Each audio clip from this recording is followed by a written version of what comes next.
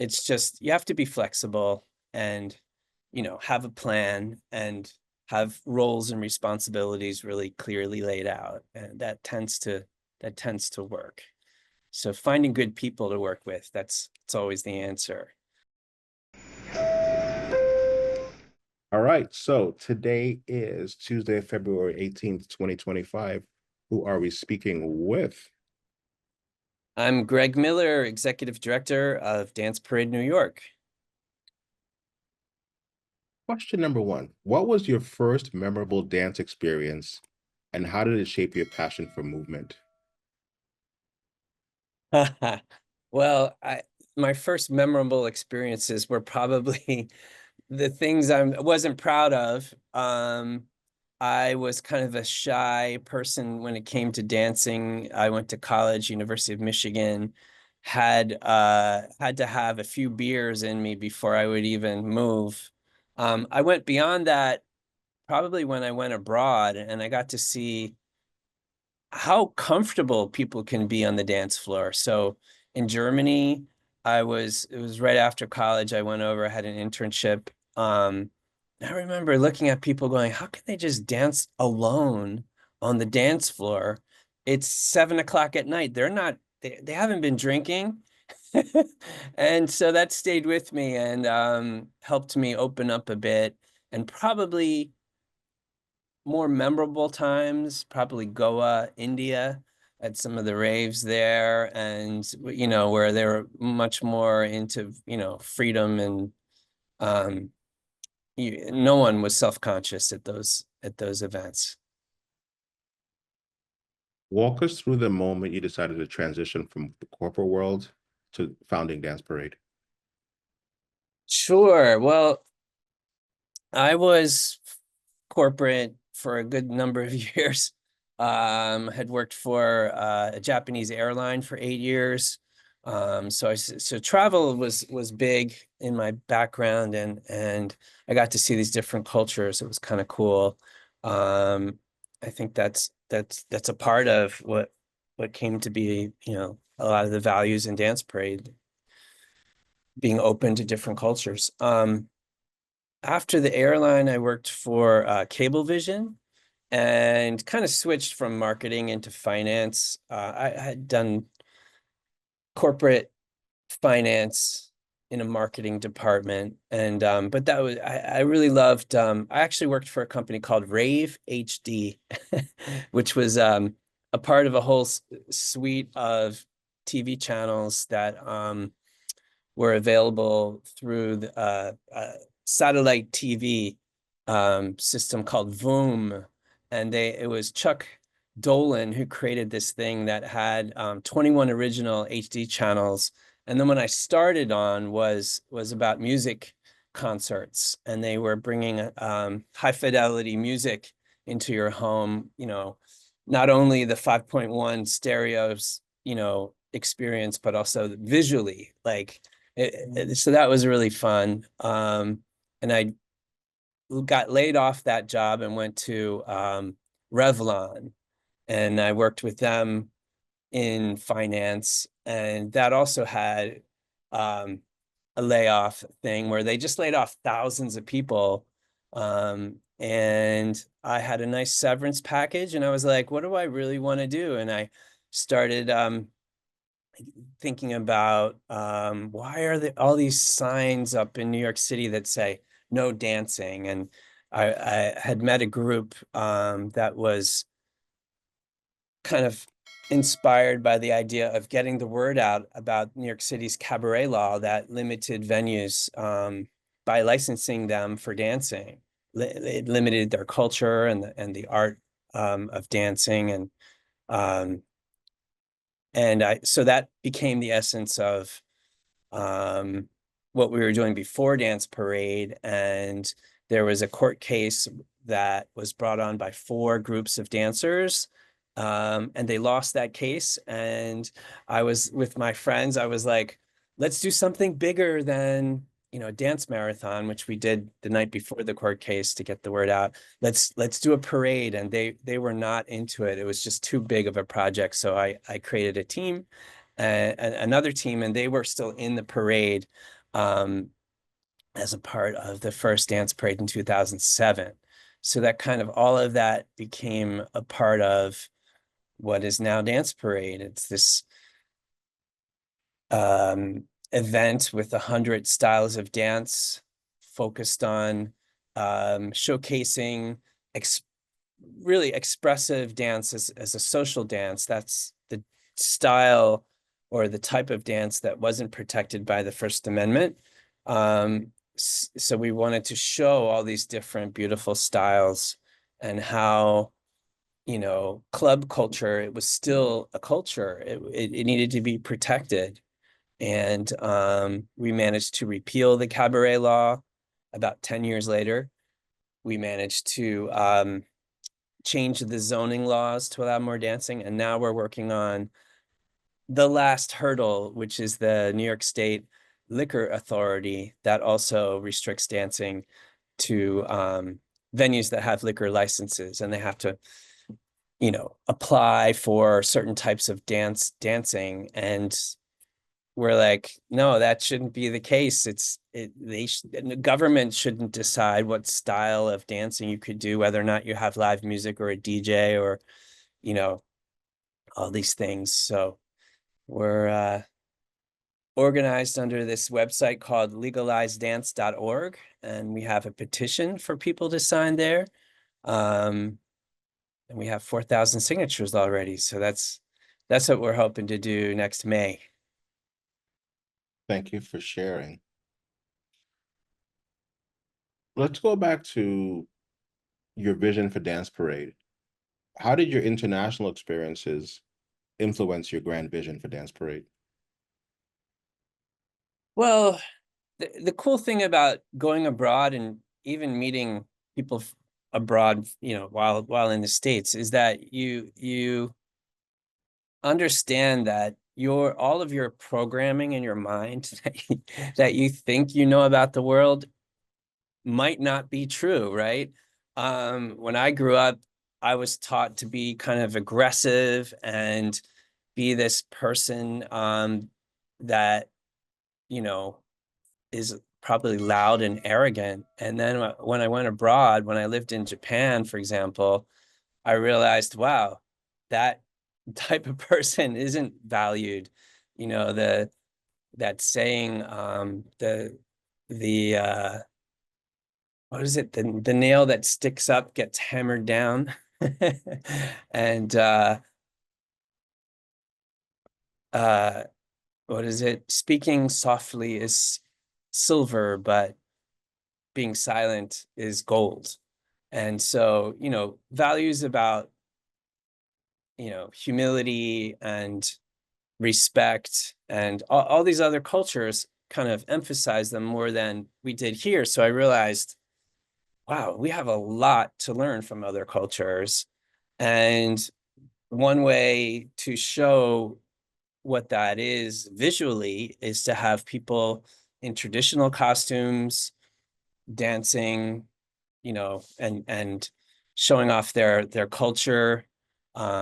We had a horse in the parade because it was a symbol of it was a part of the ritual with the Indian marriage ceremonies. So in India, they have a elephant come in carrying the groom, and you know, it's a symbol of strength, and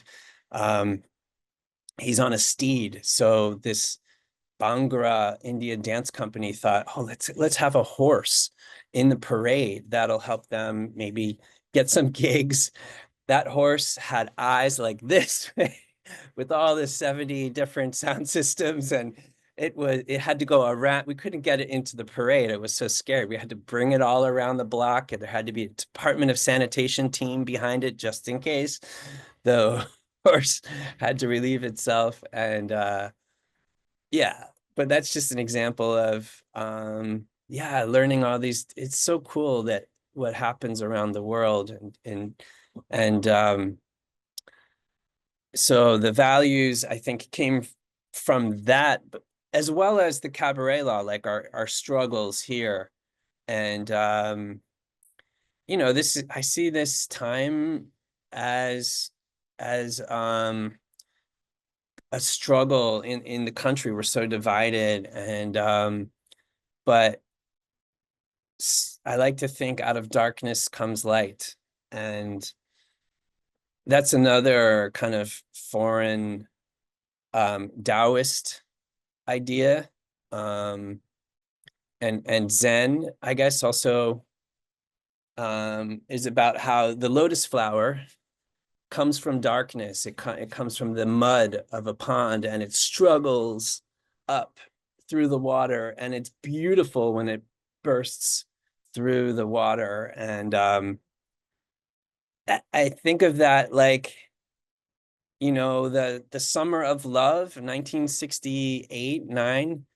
That is when we had some of the most amazing music and art come out of the last century. And that was a result of the Vietnam War. It was like a reaction to, out of all that like darkness, there came this summer of love. And Dance Parade, in a way, came out of this dark history with the racist and homophobic cabaret laws. So I think still now art has a big role in society, and we can bring light and make it a better world. Did that answer your question?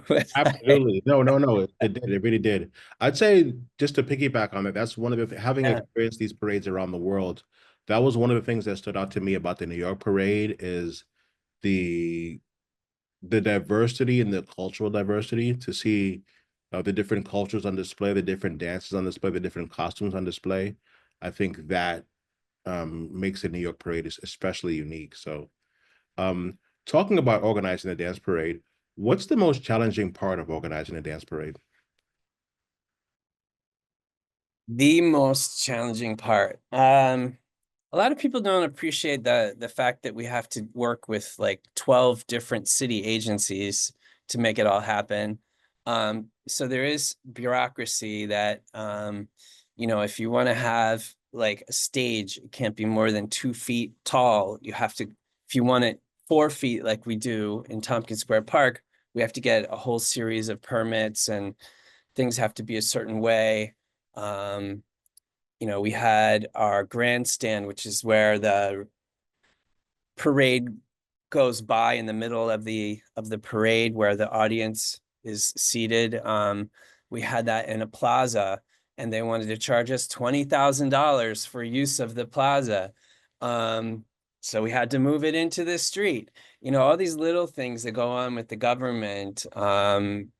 Once you get your date, and once you get your kind of plan together, you got to stick with it. So there is that element of the government to work with. We're trying to do a parade in Philadelphia, and they're asking $100,000 just to pay for all the police and the fire and the EMS and all. There's just tons of that. That's a big hurdle. But then I think also there's a certain challenge working with a lot of passionate people, and we need, a team of 150 people. Then you have the artists who are all passionate, and to get to their certain levels of their careers, they often, are driven from their egos and their need to express and create and present. And that sometimes is when they have like a vision to do something that's it takes their it takes their ideas a certain discipline to get to that level. It can be hard to work with people at times, especially certain grand marshals, or people that we're honoring to be a celebrity of dance. They have a lot of requirements, and we want to make them happy. We're grateful to have them along. So it's just, you have to be flexible and, have a plan and have roles and responsibilities really clearly laid out. And that tends to work. So finding good people to work with, it's always the answer. Um, yeah. If I might ask, and you're free not to say, but what does it cost to put on Dance Parade in New York City, and then how do you fund it? We, so in addition to the parade, we also do education programs. Um, we get grants, but we probably couldn't get grants if we only did one day of dance. They compare that in the Department of Cultural Affairs. They look at a one-day event and they say, well, a museum, that's 365 days open, or dance classes, that's 2 days a week for an hour. It's a lot more than your one day. And so we were also asked, could you come to our school and have one of your Puerto Rican style dancers present, or your, Cuban salsa group or whatever. And so we developed a community engagement program. Altogether, it's about 400,000 to do the education, um, and that about half of that goes to the parade and festival.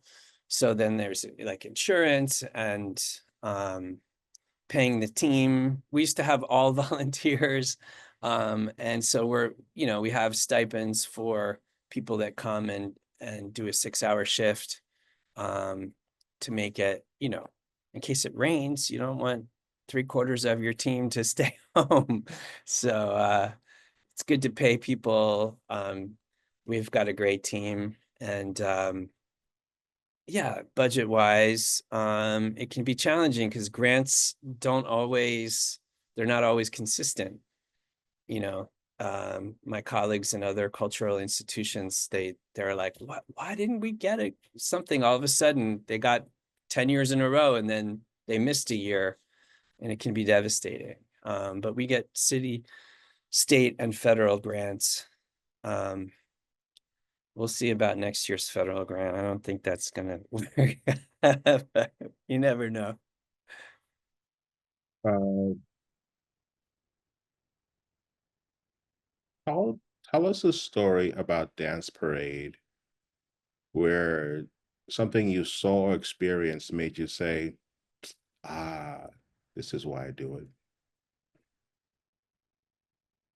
Um, we used to have these social events like once a month just to get our team to try out different things. And we had this night at a Bhangra dance, which is an Indian culture where they, do these things like light bulb, turning the light bulb, and it's very vibrant, and it was great. And um, they had their Indian American dancers, and there was one woman who obviously wasn't Indian, and she was introducing herself, and she said, "My name's Rebecca, and I found out about this from Dance Parade. I would never have, joined this group, and it changed her life, and so um things like that happen. People were inspired to take on a whole different hobby and learn. And everything at Dance Parade, for the dancers, are free. It's a participatory event. You can, take a dance lesson after the parade itself in the park, or you can see any one of like 80 performances in the park um, after the parade. And so hopefully that means we're inspiring people and it's working. Um, yeah. Which that perfectly ties into my next question. What's the most unexpected collaboration or connection you've witnessed form through Dance Parade? So unexpected collaboration or connection people have had through Dance Parade. Unexpected collaboration.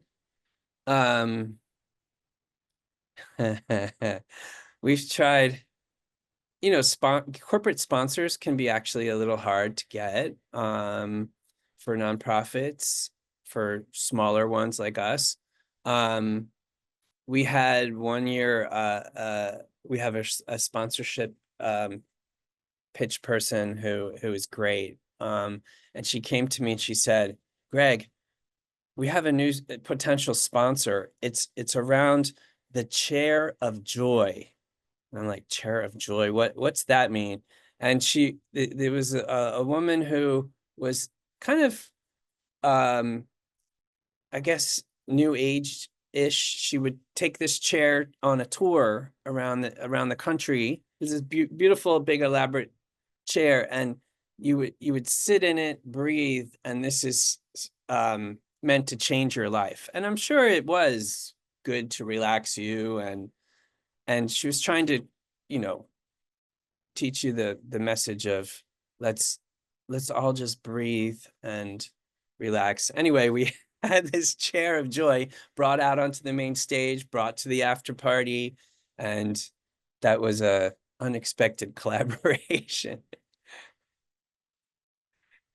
There's dozens though. It really is cool, like the people that do come together. I'm right now working on a Burning Man art car called Harvey Disco Kitty, and you got to check out their Instagram if you look for Harvey Disco Kitty. It's this giant cat with you know, the looks like it's kind of ready to pounce, and it's 11 feet wide. We're gonna have to get a wide vehicle permit, oversized vehicle permit, and it can hold about 40 people with the DJ, large sound system, and the tail comes over it like this, and there's a disco ball hanging down over the 40 people, and that's where we're hoping to get Danny Tenaglia to play his Grand Marshal set for us. That's, I guess, inside information. We're not announcing that until next week. What's the most unusual or unique dance style you've encountered through your work with Dance Parade? Wow. Unusual or unique. There is a Indian style of dance that when they applied, they said that they were pole dancers. And I was like, okay, but they look a little young and a little kind of traditional Indian culture to be, but they had this pole that they said was an ancient Indian athletic, kind of almost like the Olympics had these old traditions, and you shimmy up the pole, and on top of this pole you do all these movements, and yeah, I can't remember the name at the moment, but it was incredible. And they had this thing in the parade on a trailer with these kids up top. From an insurance point of view, I was freaking out. But they were doing these athletic maneuvers on this pole.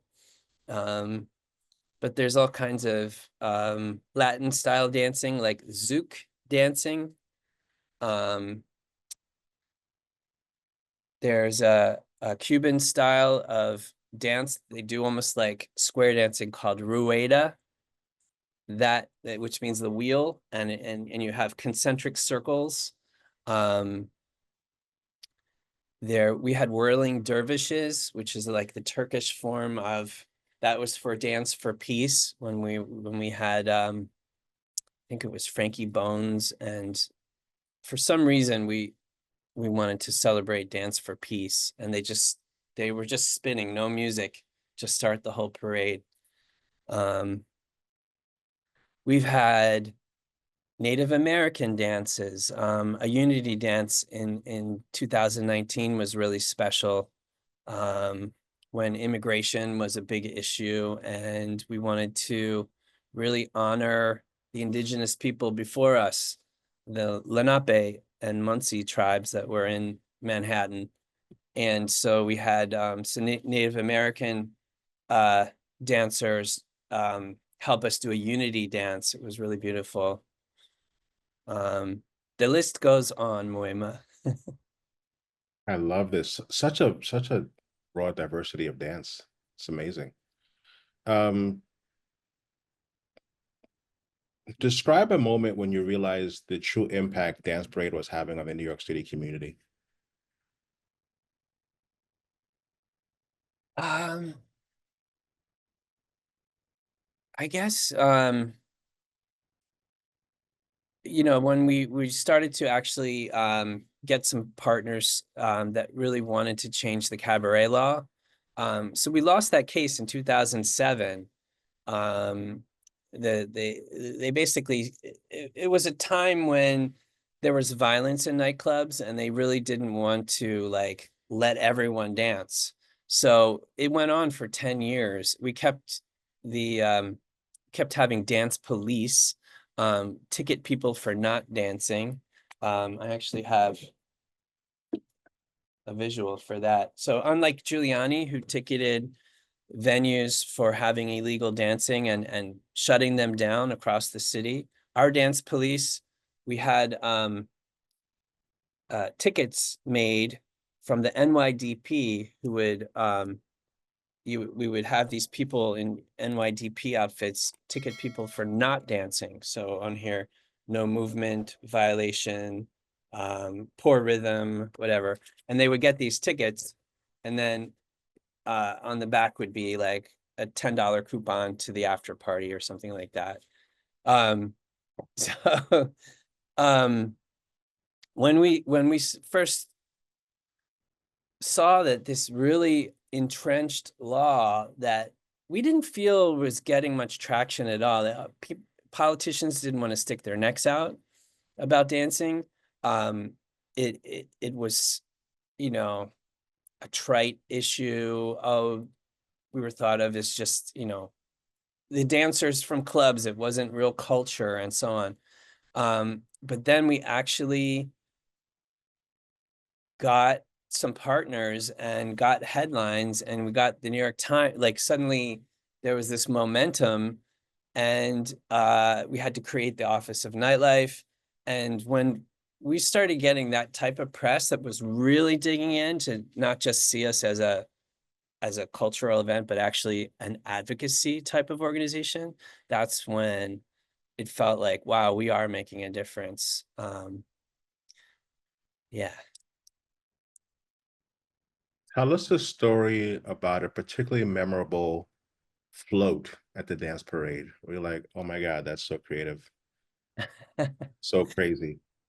A memory of a float. The thing that came to mind was also a heartache about almost having a heart attack when we had this float from I'm spacing on that. It was like an underground dance club, but it was a whale. They created a whale out of a car.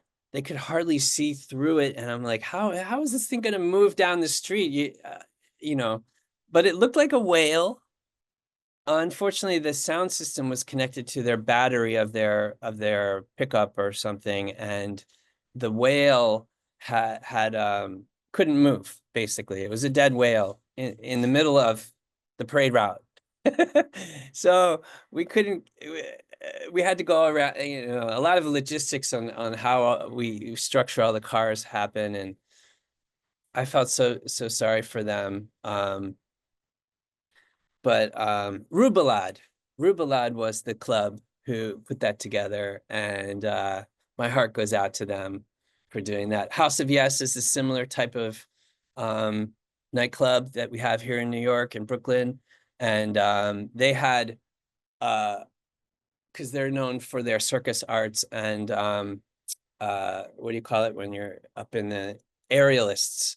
So they had aerialists coming off of these poles, and so that it was going through the crowd, and they were doing aerial above everyone off to the sides. So that was pretty creative.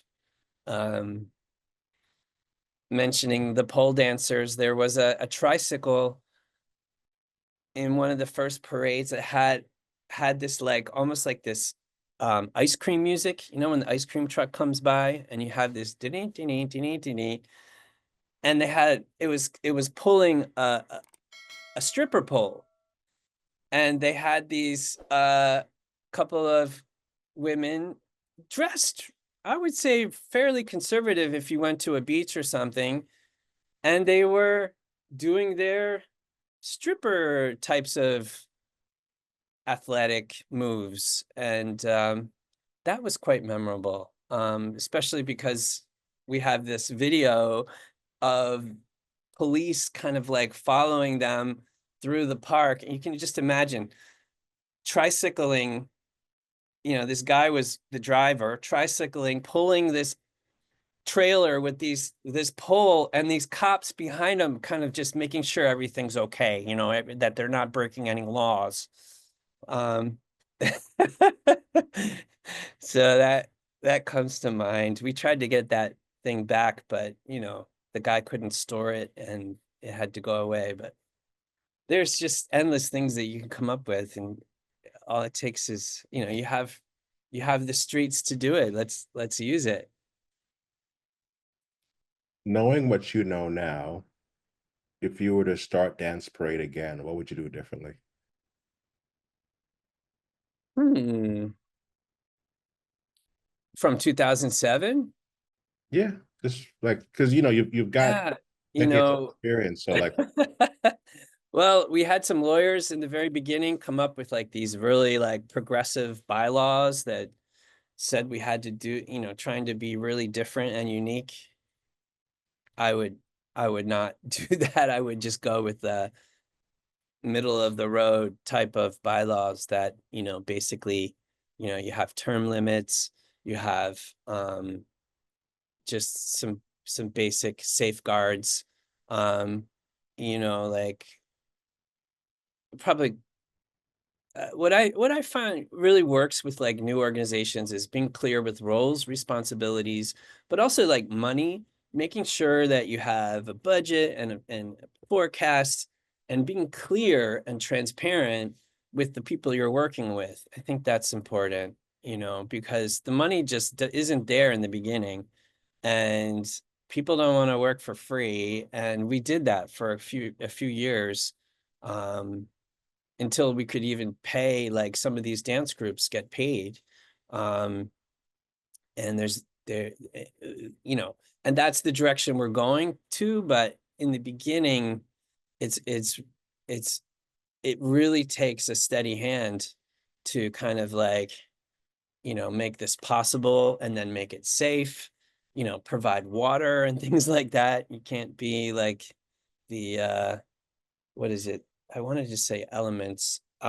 Electric Zoo was a festival they had here in New York City, and it was a hot day, and they charged like $12 for a bottle of water, and kids got into trouble, and I think a couple kids died from that. So, you know, you got to learn from others, best practices, and have a plan, you know, that people agree on, and you know, goals that you strive towards. let's talk about the future. How do you envision Dance Parade evolving over the next decade? Well, our dream was to try it in another city. Um, Before it gets, I'm pushing 60 right now, so um, I really wanted to go back to Philadelphia, where I'm from, and do a parade there. We just got approved for a beautiful parade route that goes from City Hall to the Art Museum.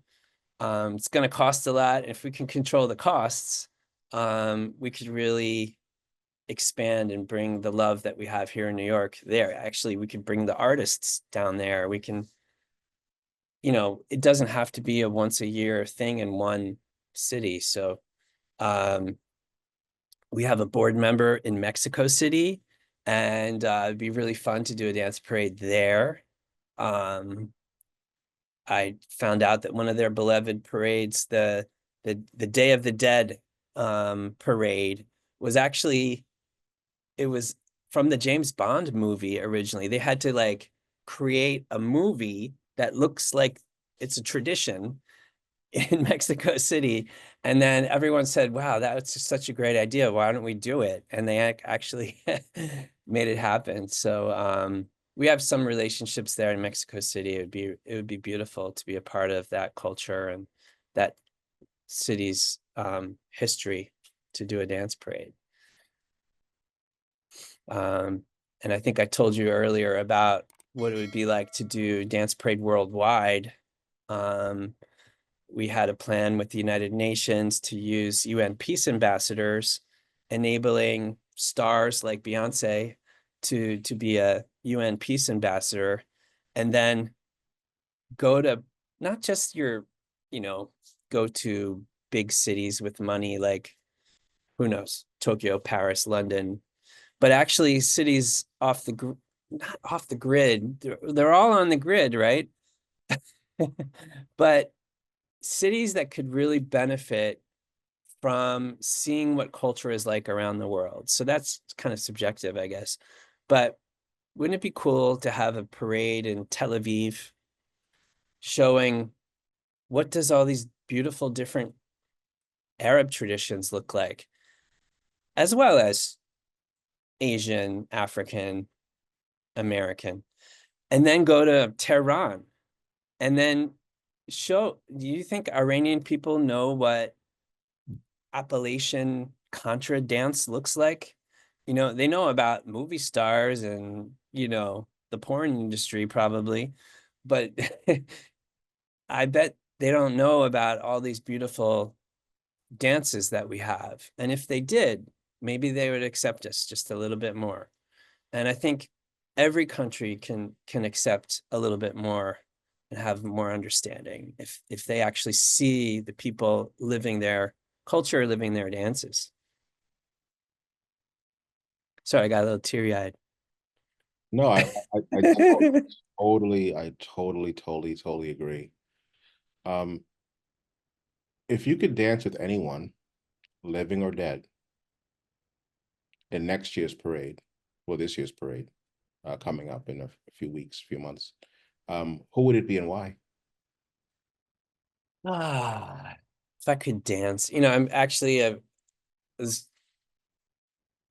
in a time of my life where I left the corporate world and I was like, I got to make it on my own now and try to figure all that out. And so I didn't go skiing anymore. I didn't go to concerts anymore. And I was like, it would be nice to go back to see a concert, of one of my favorite musicians, and that's Seal. So I started thinking, where can I go see Seal? And it turns out he's in uh, Portugal or Spain. So that thinking, yeah, I guess is a little different than your question. You wanted to know which dancers. I don't necessarily like most dancers you think of are like um presenting, right? They're in a music video, like Michael Jackson, um, Baryshnikov, from the American Ballet Theater doing his amazing moves, Madonna on tour and all that. But I really get a lot of juice from participatory dancing. I do something called the five rhythms, and it's a movement meditation. You go through, it's with like big stereo quality, like nightclub quality speakers they set up in a dance studio, and they have a DJ, but it starts out slow and it builds, it's a wave, and then it comes down into lyrical and the spirituality of stillness. And that is so amazing when you have a room full of 100 people and everybody's going off and in their own worlds, but we're at the same time we're together. And it's the same feeling you feel like with a really great DJ in a nightclub. Um, so that would be really fun. Um, Having Danny Tenaglia would be great. We've had so many great DJs over the years. But actually Jonathan Haran, who actually is mostly abroad doing all these workshops for the five rhythms. It'd be great to be reconnected to him as he's DJ guide, and he takes you on a journey, on an experience. And it, yeah, sorry it took so long to answer your question, but that's where I'm landing here. DJ guide. No, that's perfect. Those are the questions that I had. Is there anything else that you'd like to talk about Dance Parade that I didn't bring up? It could be just for anybody. It doesn't matter your age, or I just want to tell people, like, don't let your inhibitions stop you. We're on this planet for such a short time. I like to say life is short, but death is long, the Irish proverb. And you know, no one cares how you look. And that's what when you're with thousands of people in the streets, you realize, oh my gosh, it's daylight and I'm moving to this music, but it doesn't matter. It just doesn't matter. And um I think that's what I want to say is the last word. Yeah. Perfect. Tell people when is the date of the next Dance Parade and how they can get involved. Yeah, well, New York happens May 17th. Um, it starts at noon at 17th and Avenue of the Americas, goes down and across St. Mark's through Astor Place, where our grandstand is, and into Tompkins Square Park. It's basically the day of dance. We'll have an after party. You can register to dance at danceparade.org, and follow us on social media, Dance Parade NYC. Fantastic. And then is it too late if somebody wanted to have a float, is it too late to organize a float, or is it or Not too late.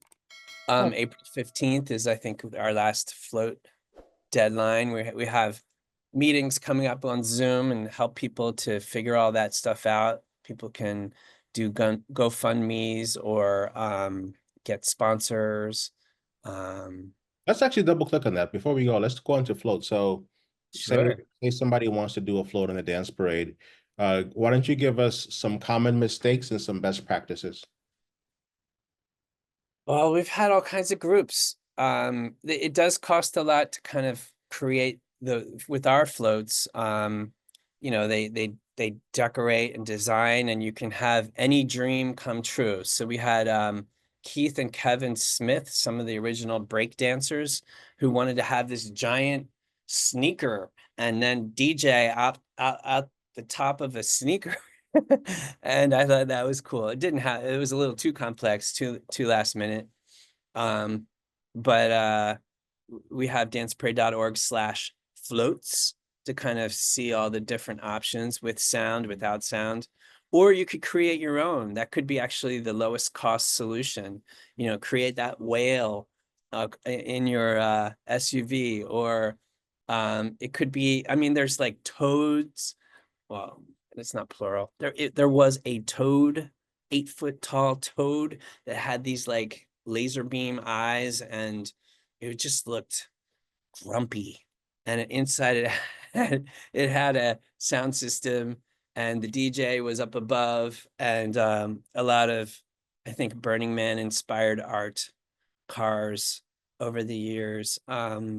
So making your own vehicle is fine, but it does have to be checked by the police for the highway safety. Like, basically it has to be street um uh uh like applicable in the street. Yeah, and so you have to have a driver's license, and especially if it's gas powered. If it's not gas powered, like bicycle driven, like the Toad was, um that's possible as well. So then you could get a rickshaw. We've had golf carts turned into little mutant vehicles that made them look like, we called them, they looked like ladybugs, and we called them ladybuggies. Um, there's all kinds of little types of things. It's just about, giving yourself enough time and you know, renting a trailer, a generator for a sound system, whatever. Or we could I'll do it for you. You know, if you can't have the time to make that come together. Awesome. Thank you so much. Great interview. And once again, for those who want to get more information, go to danceparade.org. And we look forward to seeing everybody in the May Dance Parade, May 17th at noon, New York City. Thank you so much. I appreciate it. My pleasure. Great to talk with you. Likewise. Have a great day. Thanks, MUEMA. You too.